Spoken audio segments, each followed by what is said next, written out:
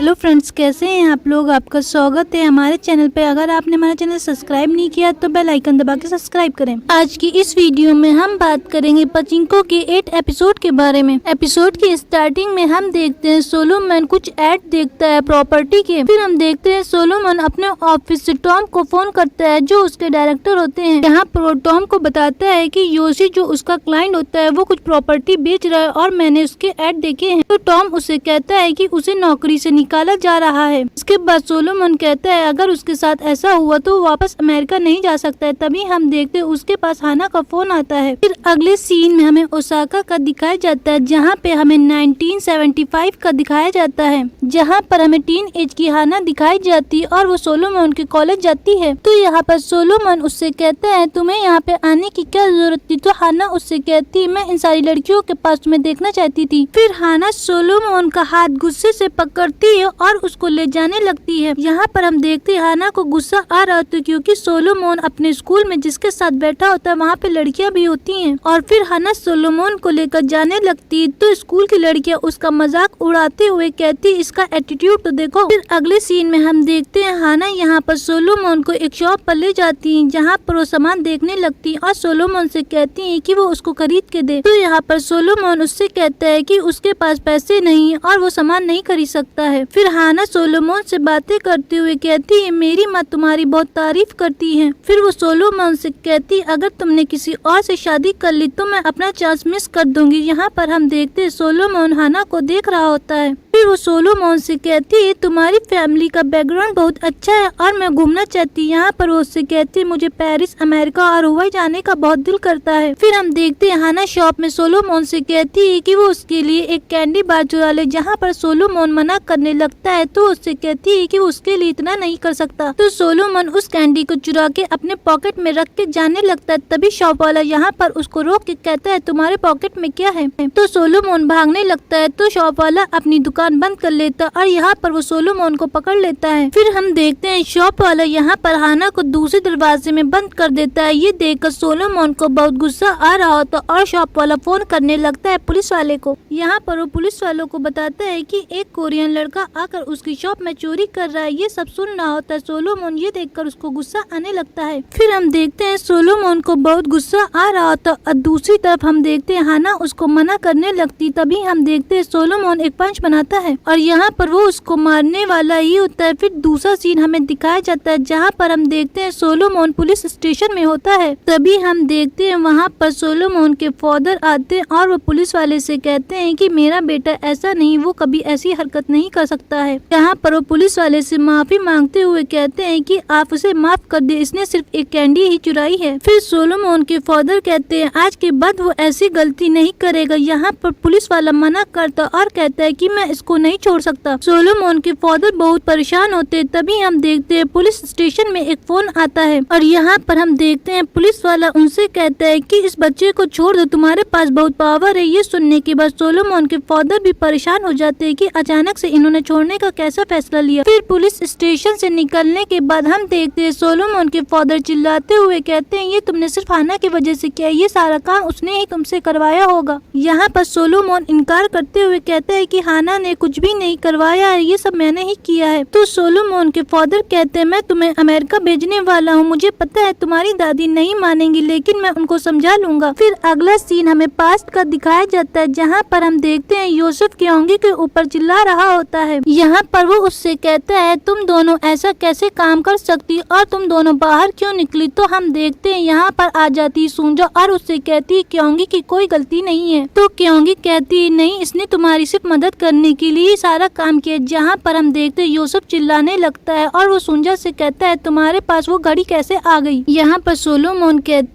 पर सुंजा उससे कहती है वो घड़ी मेरी माँ ने मुझे दी थी। तो योसेफ उससे कहता है एक विधवा औरत के पास ऐसी घड़ी कैसे आ सकती है और ये बोलकर वो गुस्से से वहाँ से चला जाता है। तभी उसके पीछे क्योंगी आती है और योसेफ को मना करती है कि वो मत जाए, लेकिन यहाँ पर हम देखते हैं योसेफ गुस्से में होता और वो चला जाता है। फिर क्योंगी अंदर जाती है और यहाँ पर उसे पता चलता है कि सुंजा को लेबर पेन शुरू हो गया है। फिर अगला सीन हमें प्रेजेंट का दिखाया जाता है, जहाँ पर हम देखते हैं हाना मिल जाती है क्योंकि वो सोलोमन को फोन करके बुलाती है और वो एक रेड लाइट एरिया में होती है। यहाँ पर हम देखते हैं हाना की माँ आती है तो डॉक्टर उनको बताते हैं कि हाना को एड्स है और इसे इलाज के साथ साथ केयर की भी जरूरत है। फिर डॉक्टर उनसे कहते हैं यहाँ पे रखकर उसको इलाज और केयर की जरूरत है। फिर सीन हमें पास्ट का दिखाया जाता है। यहाँ पर हम देखते हैं बेक को एक औरत मिलती और उससे अपने बेटे के बारे में बात करने लगती, जहाँ पर वो उसको अपने बेटे से समझाने के लिए कहती। यहाँ पर वो बेक से कहती आप एक अच्छी फैमिली से, इसलिए मैं आपसे ये बात कर रही हूँ। अगले सीन में हम देखते हैं बेक को वही लड़का मिलता है, जहाँ पर हम देखते हैं वो उससे बातें करते हुए कहता है कि ये काम कैसे चल रहा है। और यहाँ पे हम आपको बता दें एक सबवे का काम चल रहा था और वो लड़का उसमें काम करता है। तो बेक उससे कहता है तुम्हारी माँ को बहुत फिक्र है। यहाँ पर वो उससे पूछता है तुम्हारे पापा की कब मौत हुई, तो लड़का बताता है कि जब मैं 14 साल का था। फिर यहाँ पर वो लड़का कहता है मैं यहाँ पर ऐसा बनाना चाहता हूँ कि हम लोग के घर और जानवर बिल्कुल अलग हैं, क्योंकि हम लोग एक इंसानों की तरह नहीं रह रहे हैं। यहाँ पर बेक से वो लड़का कहता है हमारे और जानवरों में कोई फर्क नहीं, हम दोनों लोग एक ही गली में पड़े रहते हैं। तो बेक उससे कहता है तुम्हें ये सब धीरे बोलना चाहिए। फिर बेक उस लड़के से कहता है तुम ये सब धीरे बोलो नहीं तो तुम्हारी फैमिली को सबसे ज्यादा नुकसान हो जाएगा और उनका चेहरा पहचान नहीं पाओगे तुम। तो वो लड़का बेक से कहता है जब मैं अपनी फैमिली से मिलता हूँ तो मैं उनको पहचान नहीं पाता हूँ और वो मुझे अजनबी की तरह लगते हैं। वो लोग इतना काम करते हैं और उस चीज से उनको कोई फर्क नहीं पड़ता है। यहाँ पर हम देखते हैं बेक उसको समझाने लगता है, लेकिन वो लड़का बहुत गुस्से में होता है। तो बेक उससे कहता है कि मैं तुम्हारी माँ से क्या कहूँगा। तो वो लड़का बेक से कहता है मेरी माँ से कह देना कि मैं उनको बहुत प्यार कर सकता हूँ, लेकिन मैं उनके लिए कुछ भी करूँगा। और ये सारी बातें बोलने के बाद वो लड़का वहाँ से चला जाता है। फिर सीन हमें प्रेजेंट का दिखाया जाता है, जहाँ पे हमें हॉस्पिटल में हाना दिखाई जाती है। यहाँ पर सोलोमन हाना से कहता है मैं तुमको अमेरिका ले चलूंगा और तुम्हारा इलाज वहाँ पे करवाऊंगा। जहाँ पर हम देखते हैं हाना उसको मना कर देती है और कहती मैं अमेरिका नहीं जाना चाहती हूँ। फिर हाना सोलोमन से कहती तुम्हारी बातें 14 साल के सोलोमन जैसी है, लेकिन तुम बिहेवियर बिल्कुल सोलोमन की तरह ही कर रहे हो।